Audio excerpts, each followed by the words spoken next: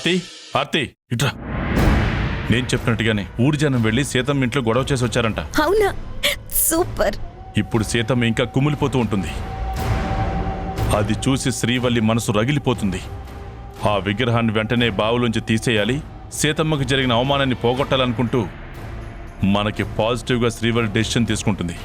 ఇంకా మనం అనుకున్నట్టు జరుగుతుందా కేశవ? చూస్తూ ఉండు, నేను చెప్పింది యాజ్ ఇట్ ఈస్ జరుగుతుంది.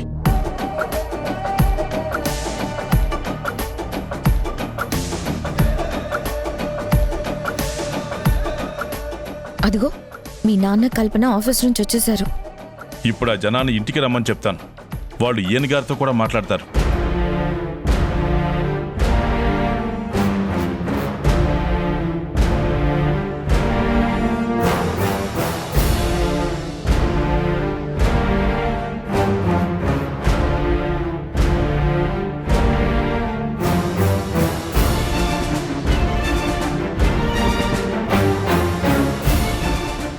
నాన్న, శ్రీవల్లి గురించి ఆలోచిస్తూ బాధపడే బదులు పెన్నితో ఒకసారి మాట్లాడొచ్చు కదా నాన్న.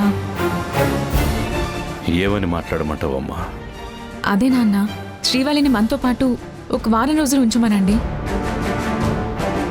తను మీ కళ్ళ ముందే ఉంటే మీరు కూడా హ్యాపీగా ఫీల్ అవుతారు కదా నాన్న. 10 రోజుల్లో తన పెళ్ళుంది.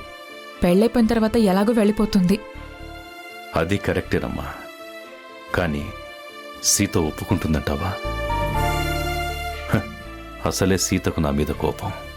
శ్రీవల్లిని స్వామీజీ దగ్గరకు తీసుకెళ్లారని పిన్ని కోపం తప్ప మీ మీద కోపం కాదు నాన్న. తనని ఏ స్వామీజీ దగ్గరికి తీసుకెళ్ళనని చెప్పండి. మీరు ఎలాగో శ్రీవల్లిని జాగ్రత్తగా చూసుకుంటారని పెన్నికి ఆల్రెడీ తెలుసు కదా నాన్న.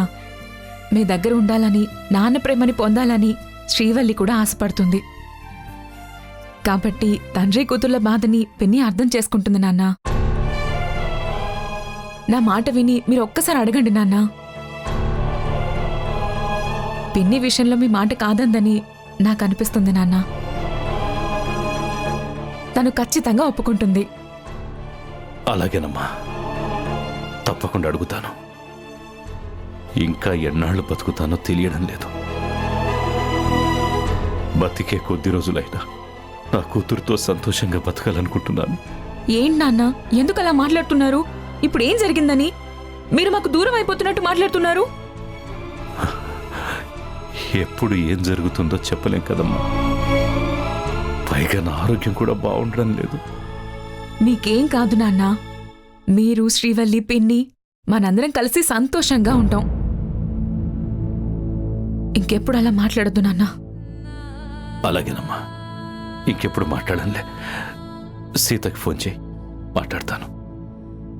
అలాగే నాన్న.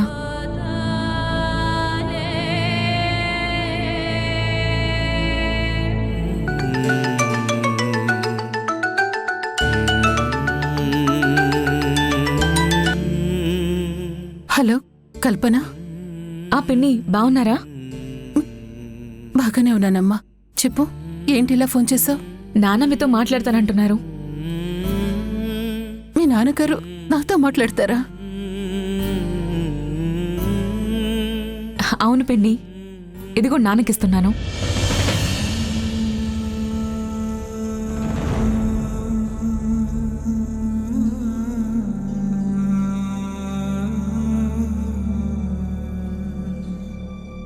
సీత,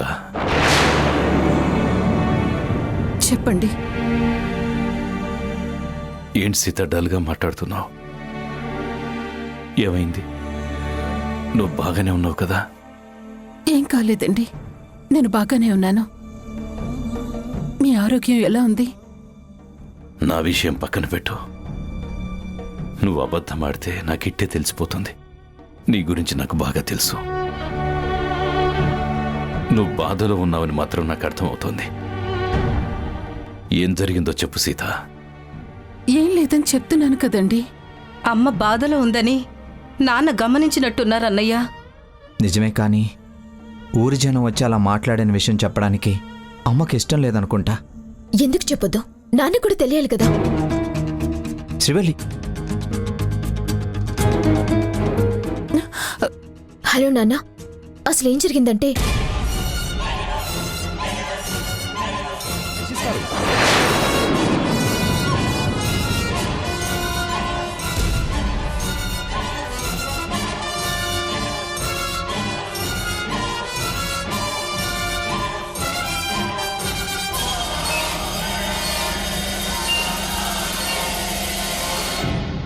అది నాన్న జరిగింది.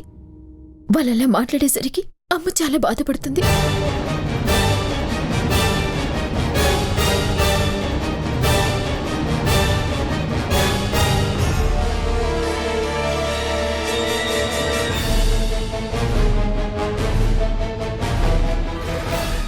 మన ఊళ్ళో సుబ్రహ్మణ్యేశ్వర స్వామి షష్ఠి కార్యక్రమం చాలా ఘనంగా జరిపిస్తామని అందరూ చెప్తారు. ఎంత ఖర్చైనా పర్వాలేదు, ఈసారి కూడా ఏర్పాట్లు గొప్పగా చేయండి. అవును బాబు, మేము షష్ఠి అంత ఘనంగా జరిపిస్తున్నామంటే దానికి కారణం మీ నాన్నగారే.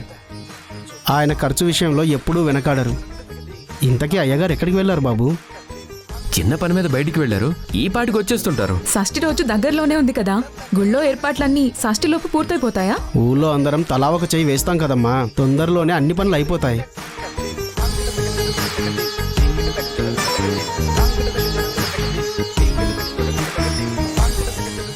అదిగో నాన్నగారు వచ్చేసారు.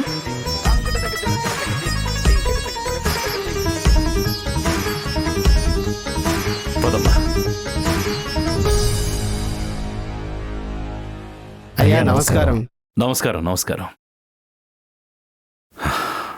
కూర్చోండి.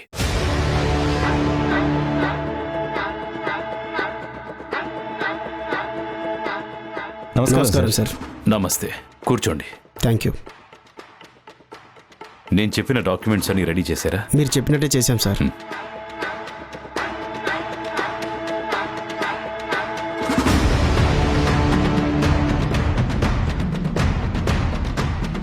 నాన్న, మీకోసం మన ఊరి వాళ్ళు చాలాసేపటి నుంచి వెయిట్ చేస్తున్నారు. ఒక్క 5 నిమిషాలు కేశవ, లాయర్ వాళ్లతో పనుంది.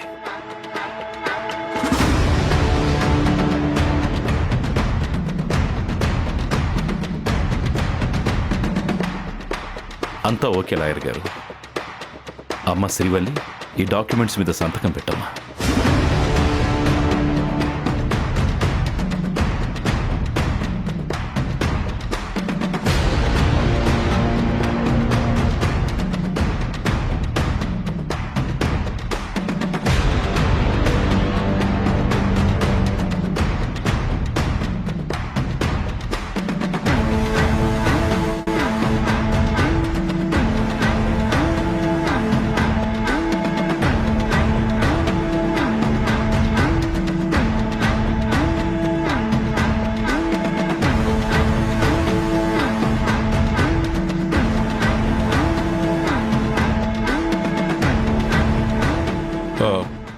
ఆ డాక్యుమెంట్స్ ఏంటి నాన్న?